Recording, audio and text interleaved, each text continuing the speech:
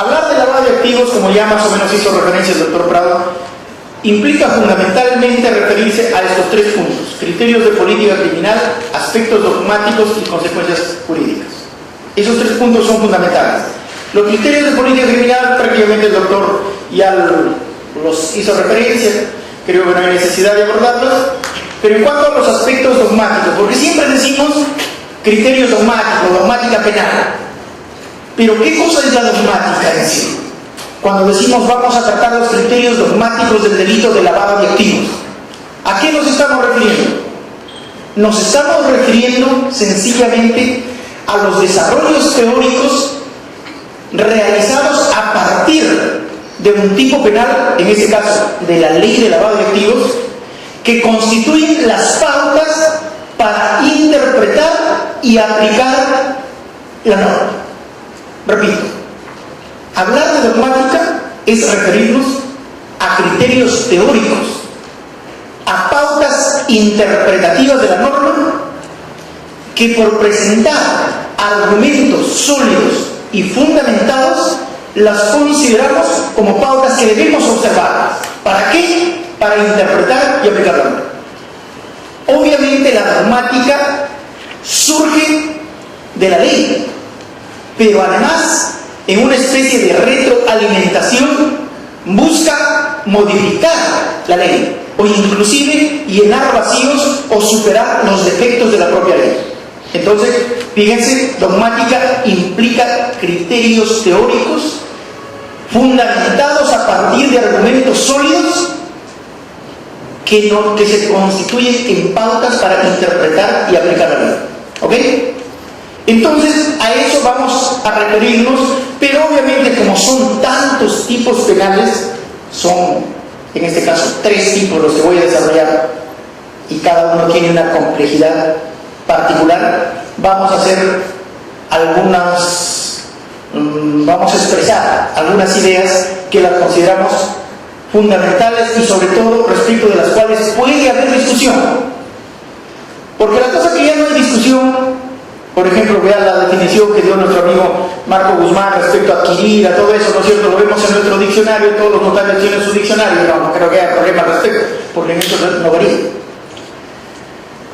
Entonces, como criterios de política criminal, ya les dije, fíjense, el avance de la ciencia y la tecnología, que estamos en la era de la información, de la globalización, como decimos, ¿no es cierto?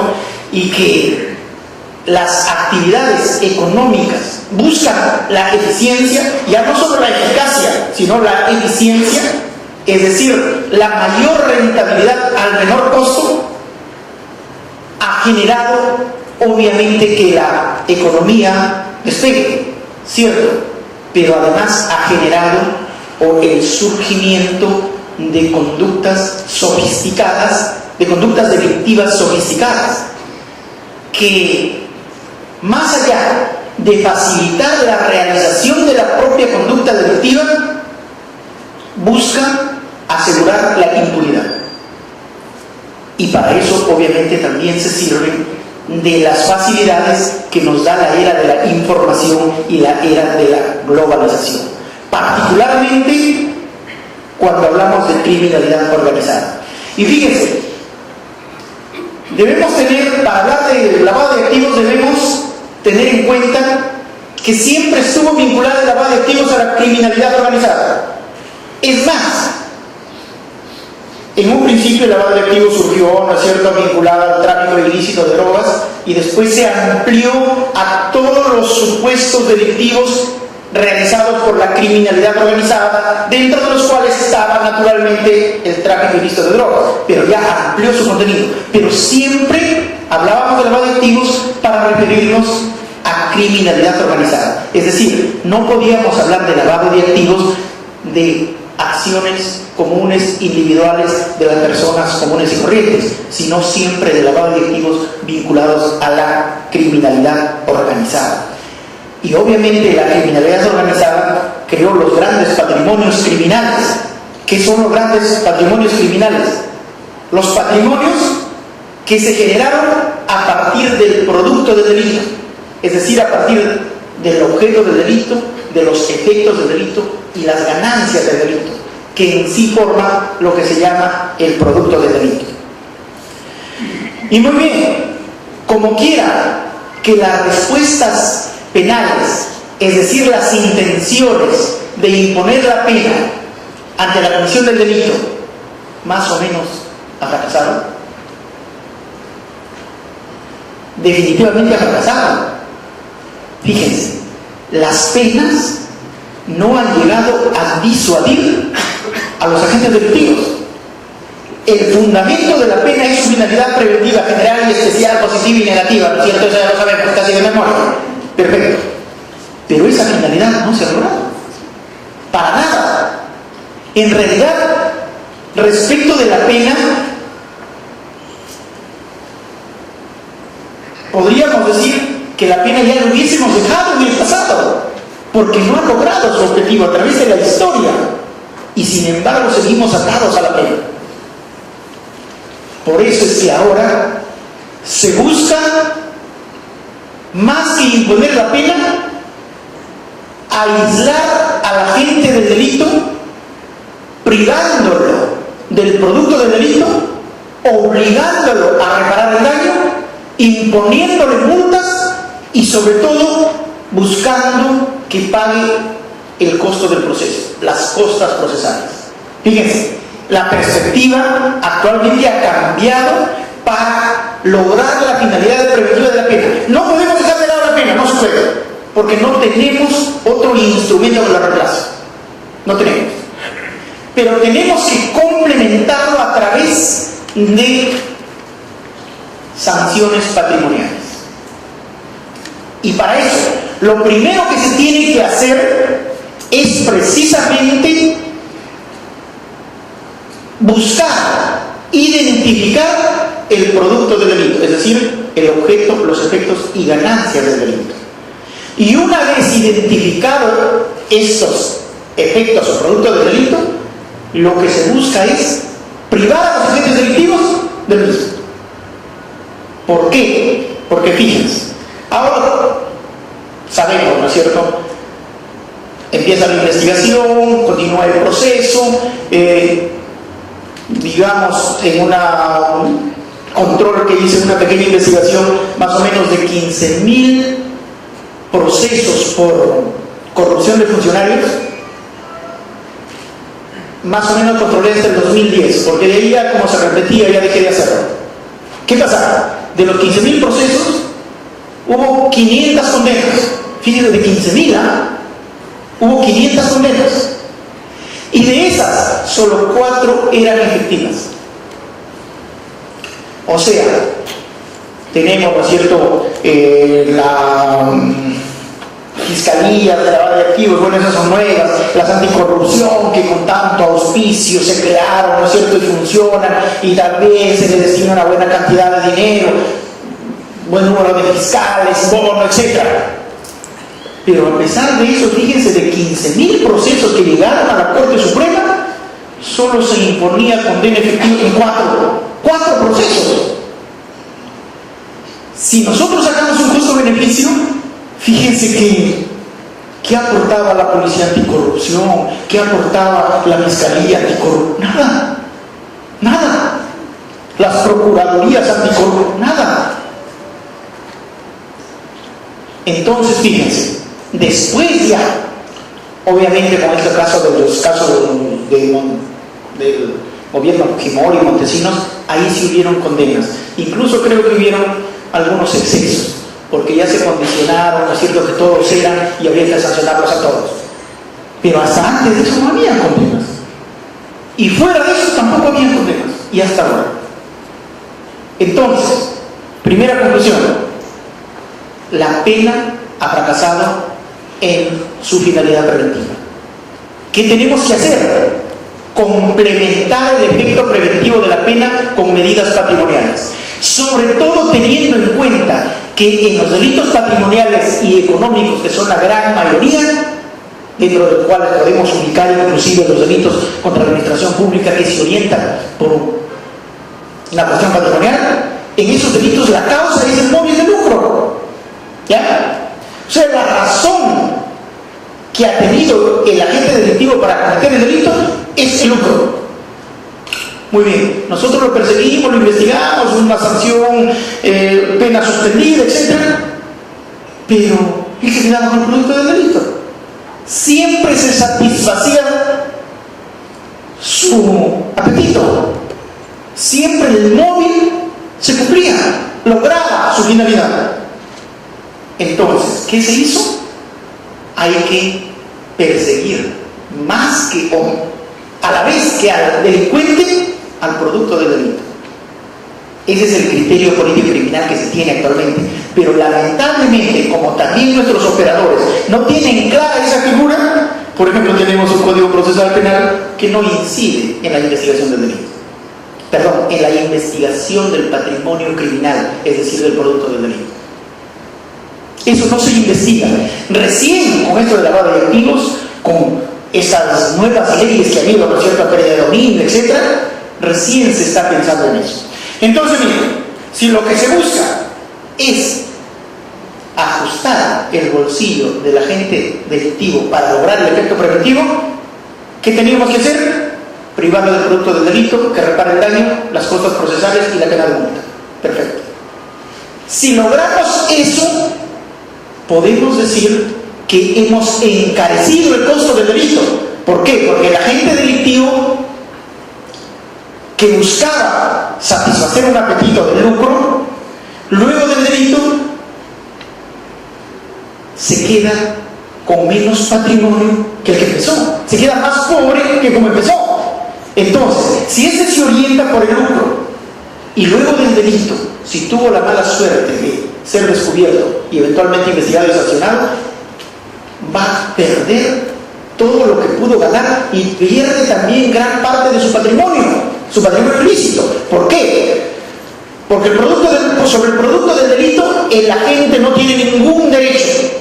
Es decir, si yo robo algo, no tengo ningún derecho sobre lo hurtado, sobre el bien hurtado. Si yo soy un narcotraficante y obtengo $1 millón de tráfico ilícito de drogas, yo no tengo ningún derecho sobre ese $1 millón. No tengo ningún derecho real. Por eso es que a través del proceso de la investigación me privan de ese $1 millón y no pasa nada. Porque si tuviera derecho de propiedad sobre ese $1 millón, fíjense, entonces no me podría quitar. ¿Por qué? Porque si tengo el derecho de propiedad, se aplica el artículo 70 de la Constitución, que dice la propiedad es inviolable, ¿no es cierto? A nadie se le puede privar de su propiedad, sino solo para efectos de seguridad pública, interés público, y previo pago de justiprecio. Entonces no me podrían quitar ese $1 millón. ¿Pero por qué me quitan? Porque no tengo ningún derecho sobre ese $1 millón. Eso significa que sobre los efectos, ganancias y objetos del delito, el agente del delito no tiene ningún derecho. Eso es fundamental. ¿Saben por qué? Porque cuando salió la ley de extinción de dominio y aparecieron los civilistas, me acuerdo que hubo un curso organizado por la Comisión de Justicia del Congreso en el Hotel Sheraton, habló el doctor Avendaño, dijo: esto es inconstitucional. Todos los congresistas se asustaron. A la siguiente semana modificaron la ley y la convirtieron en nada. ¿Por qué? Porque ¿qué dijo Avendaño? Conforme al artículo 70, la propiedad es inviolable y solo se puede privar de la propiedad previo justiprecio y con fines de seguridad y utilidad pública. No estamos en ese supuesto y por tanto no se puede afectar ese derecho. ¿Pero qué sucede? Por eso es que les digo que hay que tener claro: sobre el producto del delito no tenemos ningún derecho. Ningún derecho. Por eso que se nos privan con toda facilidad. Pero no solo eso, sino que fíjense, si nosotros cometemos un delito, además de cometer el delito, causamos un daño, sea al Estado o al agraviado, cualquiera que fuese, y tenemos que reparar ese daño. Pero ese daño, esa reparación, tenemos que hacerlo con nuestro patrimonio, no con el producto del delito. El producto del delito no se comisa, nos quita. Pero la reparación del daño lo hacemos con nuestros bienes que tenemos lícitamente obtenidos. La multa igual la pagamos con nuestros bienes lícitamente obtenidos y las costas procesales igual. Entonces fíjense, si funcionan todas esas consecuencias patrimoniales y el agente es descubierto, no solo le privan de lo que ganó por el delito, sino que va a reparar daños, multa y costos procesales, va a quedar casi pobrísimo. Y como él se orienta por el apetito lucrativo, y luego de cometer el delito y al ser descubierto, resulta que ha perdido un montón de plata, ahí encuentra que cometer el delito, obviamente no es un buen negocio. Porque, ¿no es cierto?, desde la perspectiva empresarial, análisis costo-beneficio, análisis económico del derecho, ¿qué cosa se nos dice? Que hay que realizar o buscar realizar todas las actividades que son eficientes. ¿Y cuáles son las actividades eficientes? Las que tienen un beneficio mayor al costo. Esas son actividades eficientes. Perfecto. Entonces, si yo siempre me quedo con el producto del delito, siempre gano con el delito, por más que me sancionen, me investiguen, etc., por más que me impongan una condena condicional, siempre me quedo con el producto del delito, y el beneficio del delito va a ser siempre alto, y el costo va a ser mínimo. Entonces, si aplicamos un análisis costo-beneficio, ¿cuál es el mensaje? Cometa delito, no sean tontos, así ganan dinero. Porque si en el peor de los casos no se investiga, no va a pasar nada. Entonces, fíjense, el delito se convierte en una actividad eficiente desde la perspectiva económica. Y si eso es así, no hay medida preventiva que pueda tener un resultado. Entonces, ¿qué hay que hacer? Encarecer el costo del delito de tal suerte que el costo sea mucho mayor que el beneficio, por lo menos en términos generales. Así las cosas, obviamente se dijo, hay que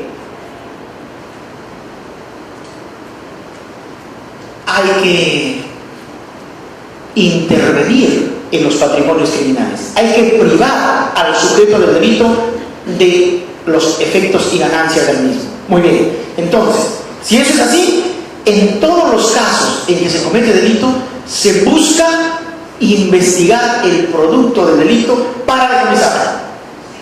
Pero ¿qué sucede? Ya que entro un poquito al tema que trató el doctor Guzmán. ¿Qué sucede? En un proceso, el fiscal denuncia, ¿no es cierto?, sea de instrucción, etcétera, o sea de investigación, juicio oral, etcétera. El fiscal acusa y pide pena, pero además tiene que ejercitar o interponer la pretensión de decomiso para que se le prive del producto del delito, además de la pretensión resarcitoria y todas las mujeres necesarias. ¿En dónde se hace eso? En el proceso penal. Claro que sí, en el proceso penal. Para privar del producto del delito a través del decomiso a la gente del mismo. Ya está. Pero ¿qué sucede cuando no se puede iniciar el proceso penal?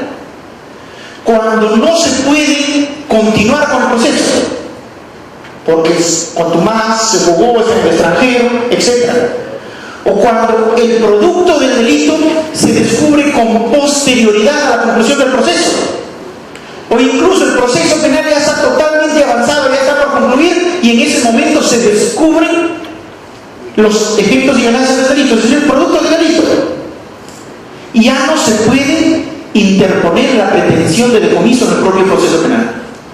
En el primer caso, porque no se puede iniciar el proceso penal, digamos, el agente del delito ha muerto, no se puede iniciar el proceso penal. Y fíjense que hay un caso, de repente algunos recordarán, un ministro de Estado que se le bloqueó en su cuenta $7 millones más o menos. Tuvo tanta pena de su plata que el señor murió. ¿Y qué pasó? Los hijos solicitaron el levantamiento y se tuvo que levantar el bloqueo porque ya se extinguió la acción penal. Y se quedaron con los $7 millones. Entonces, fíjense, cuando no se puede iniciar el proceso por cualquier razón, cuando no puede continuar hasta la sentencia por cualquier razón, cuando los bienes, el producto del delito, efectos y ganancias, se descubrió cuando el proceso ya concluyó, o cuando está por concluir, en esos casos se viabiliza la acción de pérdida de dominio que desarrolló el doctor. En esos casos. Normalmente, si puedes interponer la pretensión de decomiso en el proceso penal, pues ahí lo ejercitas. ¿Por qué? Porque en el mismo proceso penal vamos a determinar si es que esos bienes son o no producto del delito. Si es que son efectos o ganancias del delito. En ese mismo proceso penal, en la investigación, en el juzgamiento, se va a determinar eso. Perfecto. Pero como no hay proceso penal, o no puede continuar, o ya está concluyendo, o ya concluyó, ¿qué hacemos? Ese es el gran vacío, como les digo en este caso del ministro. Y para esos casos justamente se viabilizó la acción de pérdida de dominio, que es una acción real, patrimonial, autónoma de cualquier otro proceso y autónoma del proceso penal, obviamente. ¿No es cierto? Entonces, para esos casos existe la acción de pérdida de dominio. ¿Y por qué? Porque lo que se busca es privar en todos los casos del producto del delito a quien lo tenga. Si es el proceso penal, perfecto. Pero si no se pudiera iniciar o continuar el proceso penal, en la acción de pérdida de dominio. Y fíjense, la acción de pérdida de dominio, ahí no se persigue al sujeto, sino se persigue el patrimonio. Y naturalmente, que también en ese procedimiento, como bien lo ha referido el doctor Guzmán, el fiscal realiza una investigación preliminar, y en esa investigación preliminar tiene que reunir los elementos o los indicios necesarios, suficientes, que lo llevan a la presunción de que en efecto los bienes de los que se está tratando son producto del delito. Si no hubiera eso, no puede hacer nada. ¿Ok? Muy bien.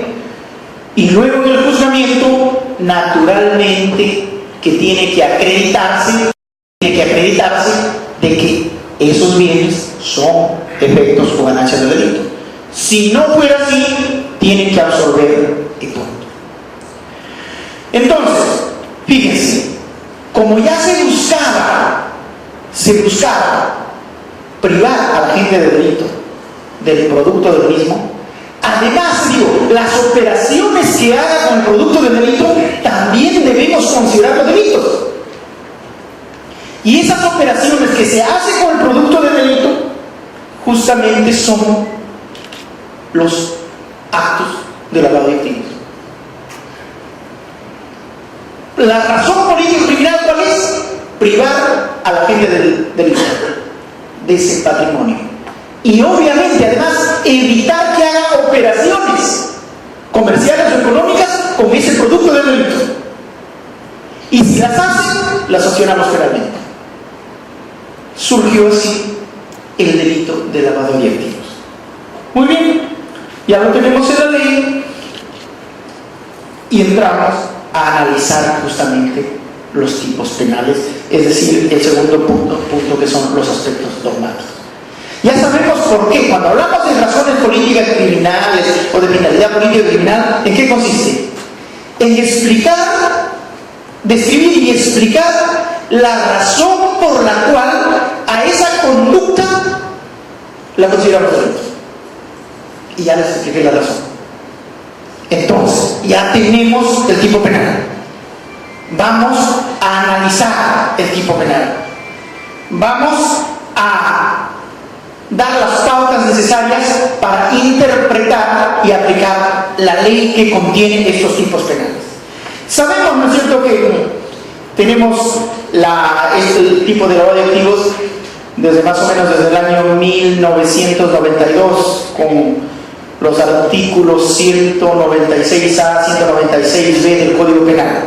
Después tenemos la Ley General, ¿no es cierto?, ya de lavado de activos, la 27765, y ahora tenemos justamente el decreto legislativo 1106. No ha variado mayormente su contenido. De la 27765 a la 1106 no ha variado mayormente. Pero han aumentado los tipos penales.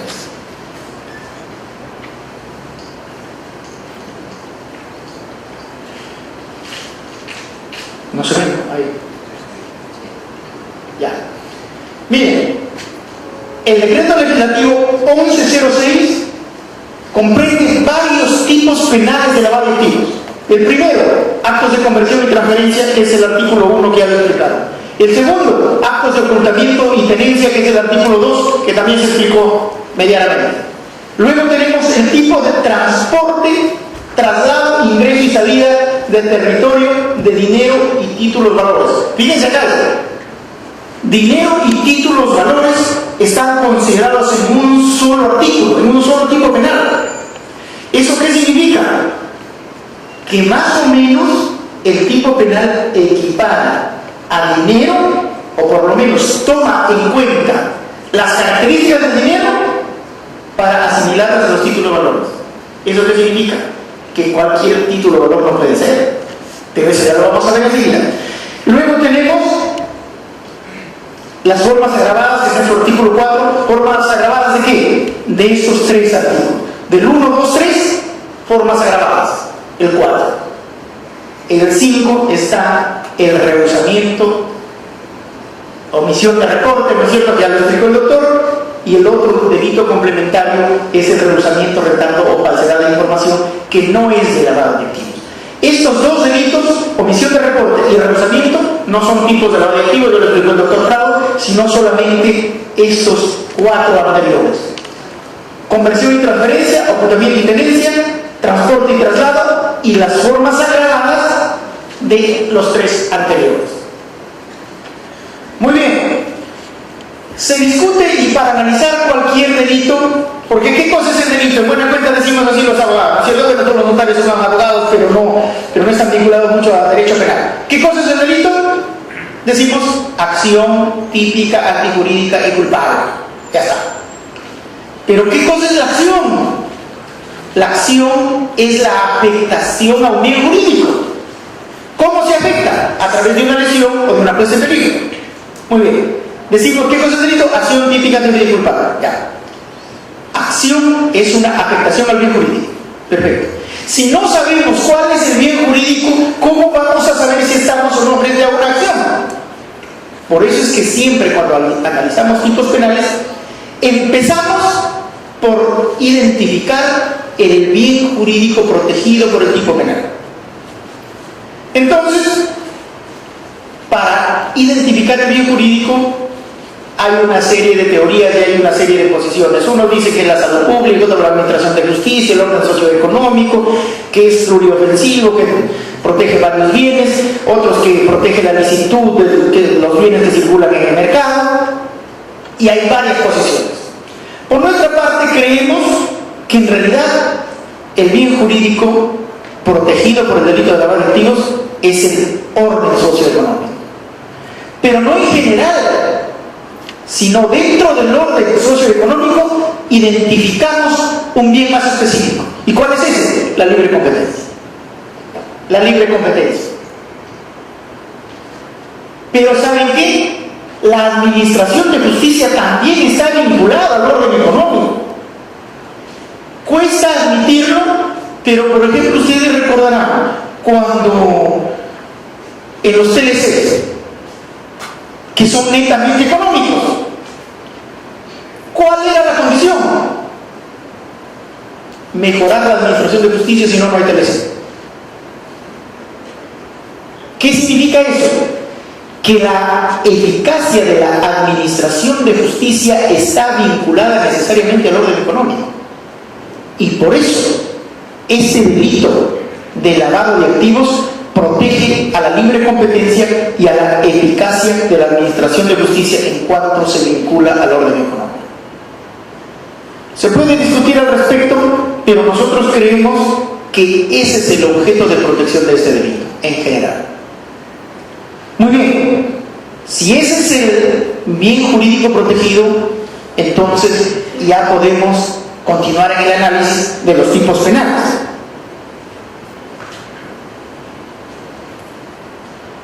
Y entramos al primer tipo penal, ¿no es cierto? Que son los actos de conversión y transferencia. La pena es de 8 a 15 años. Estamos analizando los tipos básicos, no los agravados ni los atenuados. Porque los tipos, normalmente, el tipo básico es el que se presenta sin circunstancias agravantes y sin circunstancias atenuantes. Y los otros calificados, los agravados o también los atenuados, que vamos a ver luego. Los actos de conversión y transferencia. ¿Qué cosa es la conversión? Ya más o menos se dijo, ¿no es cierto? Es el proceso de transformación de los bienes resultando un bien total o parcialmente distinto. conversión y transferencia, ¿qué significa? El tipo penal dice: el que realiza actos de conversión y transferencia sobre bienes de origen delictivo, bienes, efectos, ganancias, etc., sobre bienes de origen delictivo, conociendo o presumiendo el origen delictivo de estos, comete delitos. ¿Ya? Los actos del tipo de conversión y transferencia es este primer artículo que nos dice: el que realiza actos de conversión o de transferencia sobre los activos de origen delictivo, conociendo tal situación, comete el delito de lavado de activos previsto en el artículo 1 de la ley. ¿Y qué cosa es la conversión? Procesos de transformación de los bienes, resultando de un bien total o parcialmente distinto. Pero fíjense, no debe entenderse en términos naturalísticos esta transformación. Es suficiente con modificar su situación jurídica, dándole una apariencia de legalidad.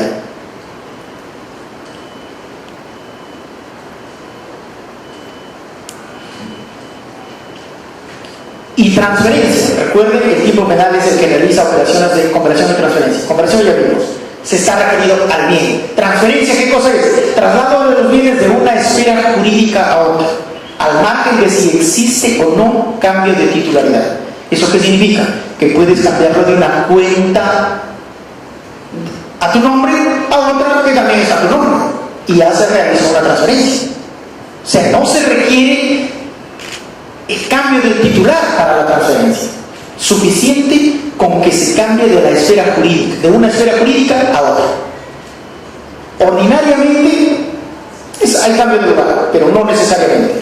Lo normal es que haya cambio de titular o de lugar conservando el derecho su identidad. Pero como ya dijimos, lo que más importa es cambio de esfera jurídica. Implica siempre alejamiento del bien del delito. Y por eso se asume que esa operación de transferencia busca ocultar el origen delictivo de los bienes o activos, o también evitar su decomiso o incautación. Por eso, cualquiera de esas operaciones se asume que está alejándolo del delito. Y al alejarlo del delito, ¿qué está haciendo? Contribuyendo a su ocultamiento. Puede ser que la operación no termine de ocultar el bien. La operación de conversión y transferencia puede ser que no signifique propiamente un ocultamiento del bien. Pero al realizar la operación, se asume que ya implica un alejamiento del delito y que esa es una dificultad adicional que se está creando a la investigación y por tanto es una operación configurativa de delito. Esa es la idea. Punto relevante en eso, ¿qué cosa es? Porque vamos a ver luego el artículo 2 que dijimos, actos de conversión, de ocultamiento y tenencia, que son el que adquiere, obtiene, posee, etc. El punto de relevancia en este caso es que estas dos acciones, a través de estas dos acciones, se ingresan los bienes o activos al mercado. O en todo caso, se les da movimiento en el sistema financiero registrado. ¿Ya? A través de estos casos o actos de conversión y transferencia, se ingresan los bienes al mercado. O en todo caso, se les da un movimiento en el sistema financiero o registrado. Y con ello se concreta la afectación al bien jurídico protegido. ¿Y por qué os pongo esto como punto relevante? Porque en los actos de conversión, de ocultamiento y tenencia, no necesariamente se produce ese ingreso al mercado. Por ejemplo, yo tuve $1 millón del tráfico ilícito de drogas y lo tengo en mi casa guardaditos. Muy bien. ¿Ese hecho es una tenencia, es una posesión de efectos del delito o no? Sí es, estoy poseyendo el producto del delito. En principio eso sería delito de lavado de activos. Pero fíjense, no. ¿Por qué? Porque no se me puede sancionar 2 veces. Yo al realizar el tráfico de drogas, ¿no es cierto?, busqué pues una ganancia, una utilidad, y la obtuve, y esa ganancia la tengo guardada. ¿Será razonable que me sancionen por haber realizado el tráfico ilícito de drogas y además porque tengo guardada la plata? No es razonable. Habría nebis in idem. Se me estaría procesando o sancionando dos veces por el mismo hecho. O más claro, si yo robo un bien y lo tengo en mi casa, pues, o robo un bien y lo consumo o lo utilizo. Si robo el bien, ese mismo bien, y lo utilizo, ¿será a su vez la utilización de ese bien lavado de activos? No es razonable. Sancioné porque robé, ya, pero no porque utilicé el bien. Entonces, fíjense, en estos casos es necesario diferenciar porque este primer artículo implica el ingreso de los bienes en el mercado o darle movimiento en el sistema financiero y registral. Y por eso me sancionan por lavado de activos. Pero no me pueden sancionar en ocultamiento y tenencia a mí mismo porque robé y porque me gasté la plata o porque utilicé el vehículo que robé. No puede ser. Entonces, por eso, este es un punto relevante para diferenciar el artículo 1, conversión y transferencia, del artículo 2, que son varios verbos rectores. Sujetos del delito. Sujeto activo puede ser cualquiera, es cierto, no se requiere condición, cualidad especial, etc. Pero en este caso, justamente les decía, puede ser un tercero o el propio agente del delito. Esto es lo que importa. Y para eso hacía esa diferenciación, ese punto relevante.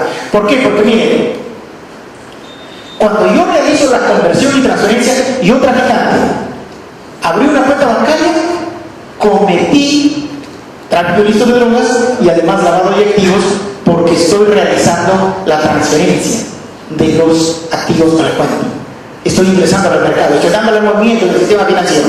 Entonces cometo los delitos. Fíjense, estoy ahí lo que le llamamos concurso real de delitos. Y me van a sancionar por tráfico ilícito de drogas y por lavado de activos. El máximo obviamente va a ser 35 años, ¿no es cierto? Pero me sancionan por los dos delitos. ¿Eso qué significa? Que puede ser agente del delito de lavado el propio agente del delito previo. ¿Ok? Este es un caso, por ejemplo, hay un problema que estábamos conversando en la mañana con uno de los fiscales justamente que tenía algunas dudas respecto al enriquecimiento ilícito y el lavado de activos. Tenía un problema grave. Entonces conversamos, no te das problema, estamos ante un concurso. ¿Por qué? Porque el sujeto que se enriqueció valiéndose del cargo cometió el delito de enriquecimiento ilícito.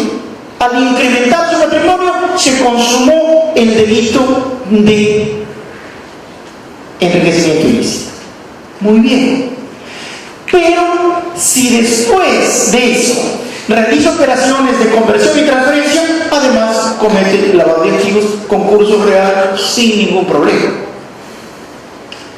Pero si ese sujeto que se enriqueció ilícitamente tiene el dinero en su casa, o digamos, el enriquecimiento fue que alguien le donó una casa por vinculada al cargo, le donó la casa, ¿ok? Enriquecimiento ilícito. Y si vive en la casa, ¿qué está haciendo? Utilizando la casa. ¿Será adicionalmente lavado de activos? No puede ser.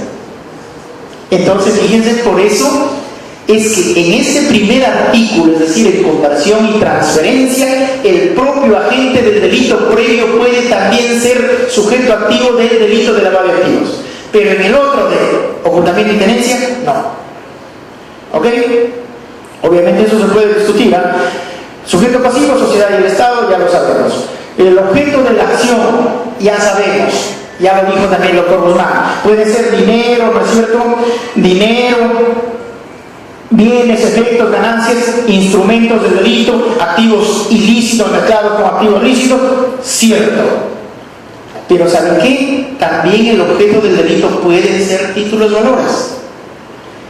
En el artículo 3, ¿no es cierto?, que decía el que introduce o saca del país dinero o títulos valores, ¿cuál es el objeto del delito? justamente el dinero o el título valor. Entonces, el objeto de la acción, ¿qué cosa es el objeto de la acción? Es el bien, el activo sobre el cual recae la acción delictiva. En este caso, es el dinero con el cual se hace la transferencia o la conversión, o los bienes, los efectos o los títulos valores. Problemática del delito previo. Si terminamos esto, con eso nos quedamos, porque ya no creo que alcance tiempo para más. El problema es el delito previo en el lavado de activos. Ese es el gran problema. ¿Por qué? Porque fíjense ahora, nuestros fiscales, nuestros jueces, etcétera, ¿qué cosas han dicho? En todos los casos, todos los casos que llegaron a Supremo, ¿qué han dicho? Que como no se ha acreditado la comisión del delito previo, obviamente no hay delito de lavado de activos. Pero oiga, en ese proceso no han investigado el delito previo. Y si no han investigado el delito previo, obviamente no podían acreditar ese delito porque no ha sido materia de investigación. Sin embargo, ¿qué decían nuestros fiscales? Como no se acreditó la comisión del delito previo, que no tenía por qué acreditarse, no hay delito de lavado de activos. Y así han concluido, o por lo menos han estado concluyendo gran parte de los procesos de lavado de activos, es decir, ahí moría todo. Entonces, la mayor discusión de la dogmática, de la doctrina sobre lavado de activos es el delito previo. ¿Por qué? Porque fíjense, en la doctrina alemana, española, y particularmente hay un autor que debe ser el mejor de los que han escrito sobre lavado de activos, por lo menos en habla hispana, Isidoro Blanco Cordero. Seguramente muchos de ustedes han escuchado de él y lo conocen. Isidoro Blanco Cordero. ¿Qué cosa dijo Isidoro Blanco Cordero en un libro más o menos del 97? Que el delito previo es un elemento objetivo del tipo penal. Muy bien, dijo eso. ¿Qué significa que sea un elemento objetivo del tipo penal? Que el delito previo tiene que acreditarse debidamente en un proceso penal como cualquier otro elemento, y si no se acredita ese elemento, no hay delito. Por ejemplo, hablemos de una violación de menor, violación presunta de 13 años. Decimos hay consentimiento, pero tiene 12 años, pongamos. Se tiene que acreditar la relación sexual, ¿no es cierto? El coito. Uno. Puede ser que haya habido coerción, no nos interesa. Ese no es el elemento. Y otra cosa, lo que nos importa es la edad de la menor. ¿Sí? La edad. Si no se acredita alguno de los elementos, digamos la edad, simplemente no hay delito de violación de menor. Punto, no hay delito. Entonces, ¿por qué? Porque justamente la edad y la acción son elementos objetivos del tipo penal. Perfecto. Entonces, si decimos que el delito previo es un elemento objetivo del tipo penal de lavado de activos, tenemos que acreditarlo fehacientemente más allá de la duda razonable en un proceso penal. ¿Ok? Muy bien.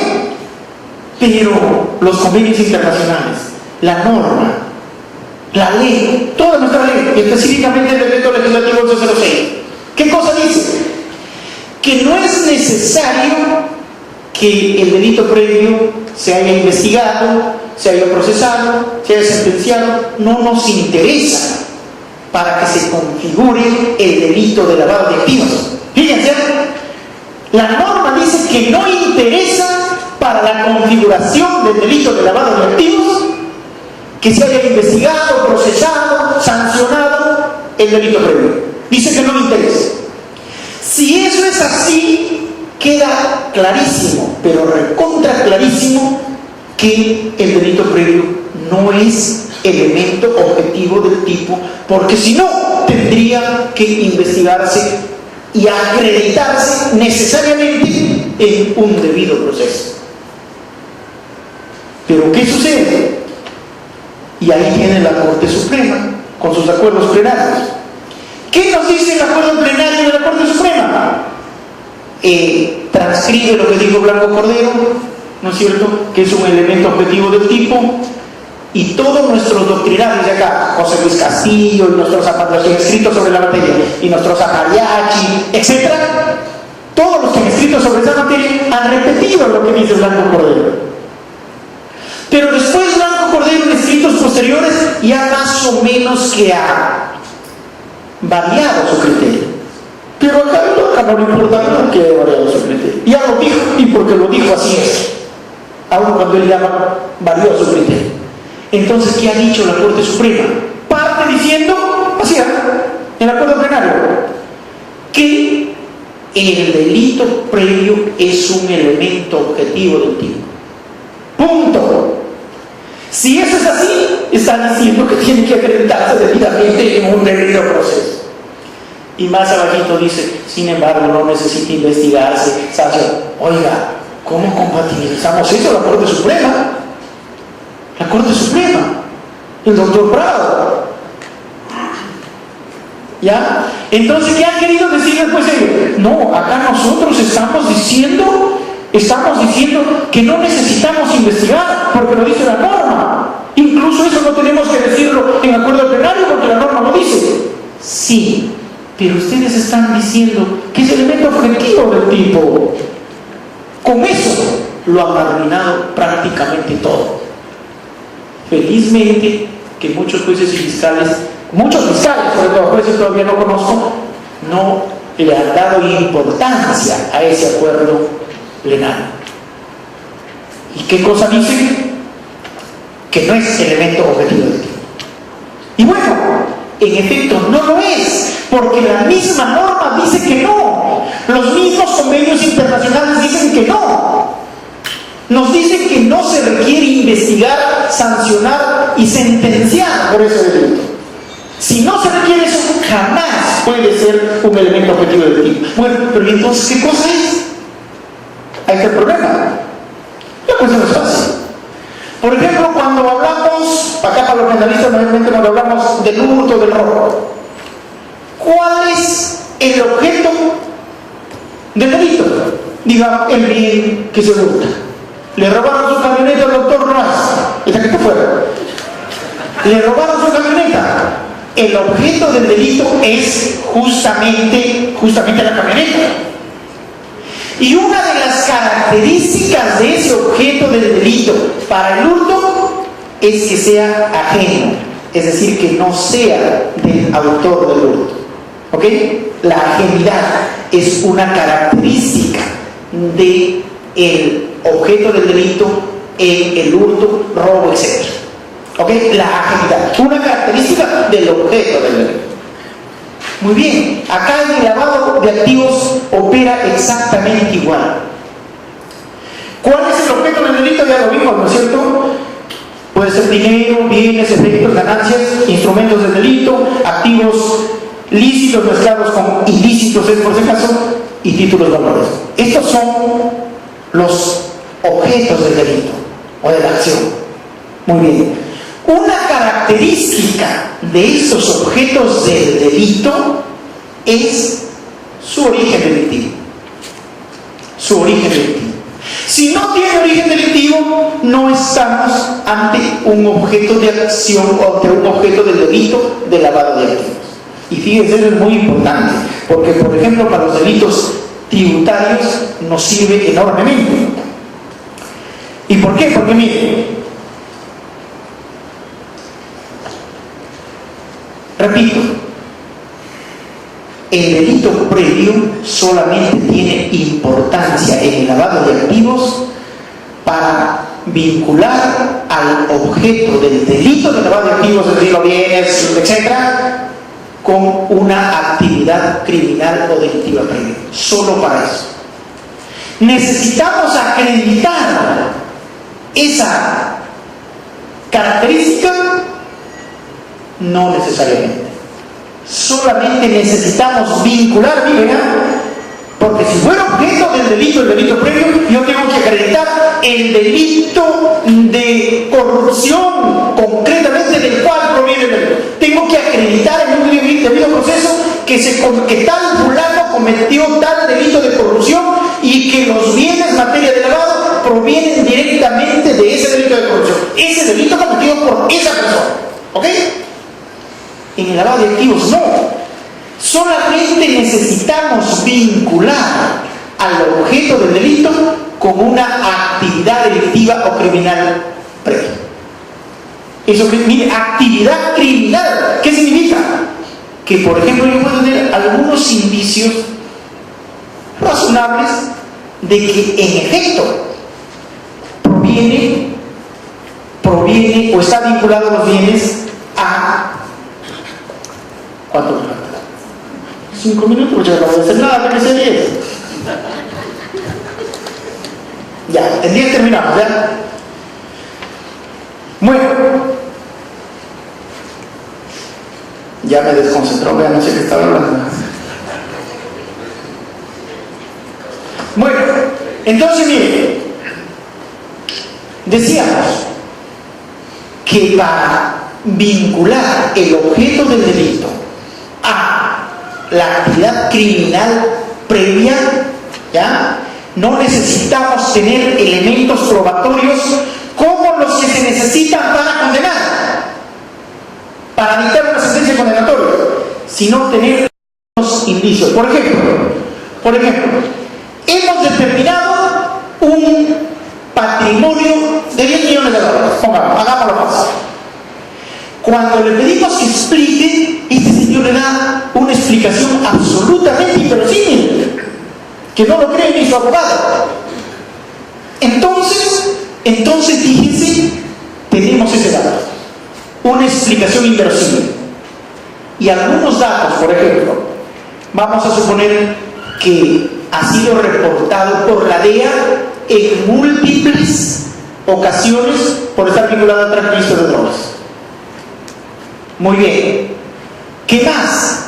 Resulta, me estoy refiriendo a un caso concreto, que su hermano fue intervenido con un cargamento de insumos químicos en Pingo Maní. Y resulta que su papá fue condenado por tráfico ilícito de drogas. La pregunta es, ¿eso es suficiente para condenar por tráfico ilícito de drogas al supuesto investigado? No es suficiente. Pero eso es suficiente para vincular a esos 10 millones de dólares que el señor no nos da ninguna explicación y que tenemos esos datos. ¿Será suficiente para vincular esos activos a esa actividad? Sí lo es. Es razonable. Exacto. Entonces fíjense, y ahí, y ustedes mismos lo han dicho, no lo he forzado yo. Miren, se requiere, para hacer la vinculación de los activos con la actividad delictiva previa, indicios de menor intensidad que aquellos que sirven para condenar. ¿Está claro? Porque fíjense, estos indicios que hemos dado, estos datos que hemos dado, no sirven para condenar por tráfico ilícito de drogas. No sirven. No se desvirtúa la presunción de inocencia, pero sí nos sirven para vincular los activos a una actividad criminal genérica. Entonces fíjense, si así razonamos, resulta posible condenar por delito de lavado de activos. Si no lo hacemos así, prácticamente es imposible. Entonces, volviendo al asunto, ciertamente, en cuanto al delito previo, podemos decir que la naturaleza jurídica del delito previo no es de un elemento objetivo del tipo, sino más bien que sirve para vincular al objeto del delito con alguna actividad criminal. Pero fíjense, decimos actividad criminal o actividad delictiva. ¿Qué significa eso? Que yo no estoy identificando un delito específico, concreto, cometido por tal fulano en tales circunstancias y tal día. No. Sino una actividad criminal genérica.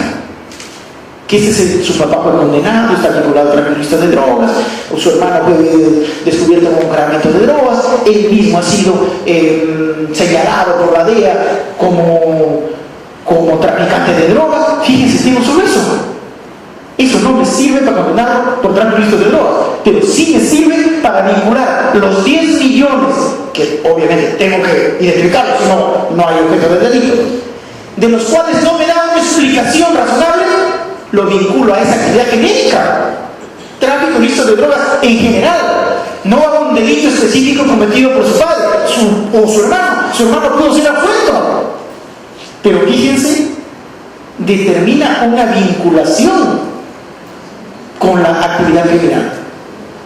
Entonces, y eso, sobre eso ha habido grandes debates, ¿eh? Porque en España, por ejemplo, hablaba del delito previo, y ahora habla en general de actividad delictiva. ¿Y qué dice nuestra ley? Actividad criminal, vinculado a actividad criminal. No dice que tiene que ser un delito previo, debidamente identificado y determinado y sobre todo acreditado. No dice eso. Entonces, ese es lo fundamental. Ahora, fíjense, les decía que es sumamente importante determinar que los bienes tienen origen delictivo. ¿Por qué? Porque para el delito de defraudación tributaria tenemos un problema. Hay discusión al respecto, pero yo les explico, les alcanzo la siguiente idea. Un señor realizó una actividad productiva, económica, grabada, y obviamente debe tributo. No pagó. Bien. Comete y luego, con esa plata de su actividad económica, realiza actividades de conversión y transferencia. ¿Comete delito de lavado de activos? ¿Sí o no? Podemos decir sí o podemos decir no, pero sí sabemos que el objeto del delito debe tener origen delictivo o un origen vinculado a una actividad criminal. En este caso, la cantidad que dejó de pagar, que provenía de esa actividad económica lícita grabada y por eso debe el tributo, ¿tiene origen delictivo? No tiene origen delictivo. ¿Se da cuenta?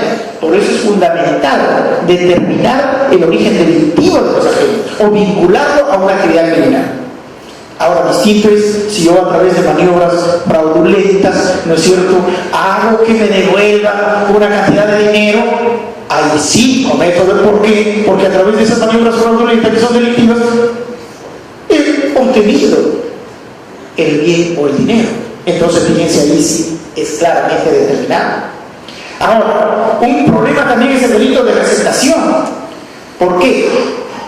Porque se dice que no se debe considerar como delito previo o actividad delictiva previa a la receptación. ¿Ya? O los casos de receptación. ¿Cuándo hay receptación?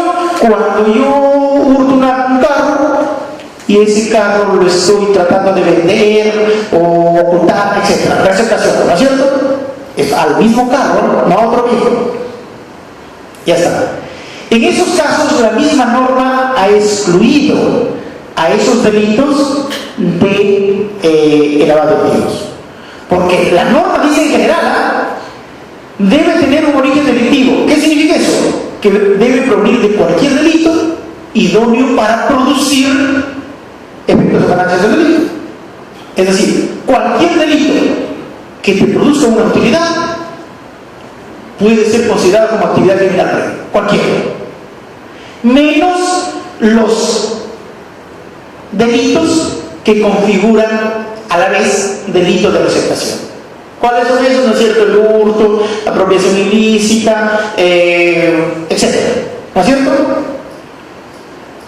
El robo inclusive. Ya, eso se excluye. Pero fíjense, no se excluye el propio delito de receptación. ¿Qué significa esto? Por ejemplo, si nosotros tenemos una banda que hurta vehículos y lo llevamos a San Jacinto,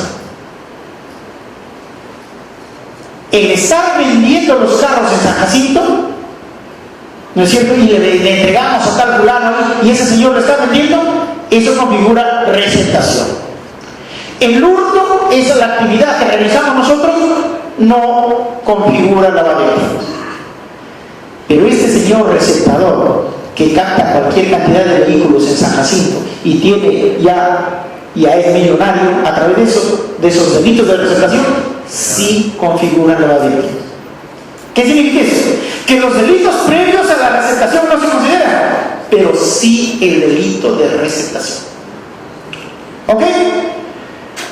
Bien, entonces fíjense lo importante es que debemos tener claro el delito previo, que no es un delito específico, sino actividad criminal en general. Ahora fíjense, miren, para acreditar la vinculación, como les decía, del objeto del delito a la actividad criminal previa, se requiere primero una conexión o relación del autor o partícipe con actividades delictivas o con personas o grupos relacionados a dichos ámbitos a partir de determinados hechos concluyentes. Existencia de un incremento notorio del patrimonio personal de la persona durante el periodo y ya. Ausencia de negocios lícitos que justifiquen el aumento. Existencia de negocios aparentemente lícitos que no producen utilidades. O el hecho que ante una investigación administrativa, policial, fiscal o judicial no se pueda justificar la existencia de los bienes, un depósito bancario o de otra índole. Fíjense, acá se producen, algunos hablan de inversión de la carga de la prueba, pero en realidad se puede hablar de carga dinámica de la prueba. ¿En qué sentido? Para acreditar, lo dijo también el doctor Guzmán, para acreditar el delito de lavado de activos, tiene el fiscal que aportar la prueba suficiente. Muy bien, pero ¿qué pasa si al investigado encuentran $1 millón y cuando le preguntan de dónde proviene? De unas empresas que tenían el Cusco? ¿Ok? Entonces el fiscal le dice: dame tus balances de las empresas del Cusco, ¿no es cierto? Ya está. Pero resulta que él no se interesa para nada en presentar esos balances. Entonces, en ese caso, ese hecho puede constituir un indicio de, no de responsabilidad, sino que de que los objetos del delito están vinculados a la actividad criminal que estamos, de la cual hemos tenido noticias. ¿Por qué? Porque él estaba obligado a dar una respuesta, porque él está afirmando que proviene de actividad económica empresarial, y sin embargo cuando le dicen tráeme los documentos, simplemente no lo hace. Entonces fíjense, en ese sentido, por ejemplo, para los notarios, como les decía, casi esta parte no es muy importante, pero porque lo importante era lo del doctor Prado, y precisamente por eso es que en la conversación que tuvimos con los organizadores en unas reuniones previas, se separó a la omisión de reporte para que sea tratada de modo específico, especial y sobre todo por una persona con la información suficiente como el doctor Prado, ¿no es cierto? Para nosotros, y con esto concluyo, lo que importa es que sepamos que existen 4 tipos penales de lavado de activos en nuestra ley.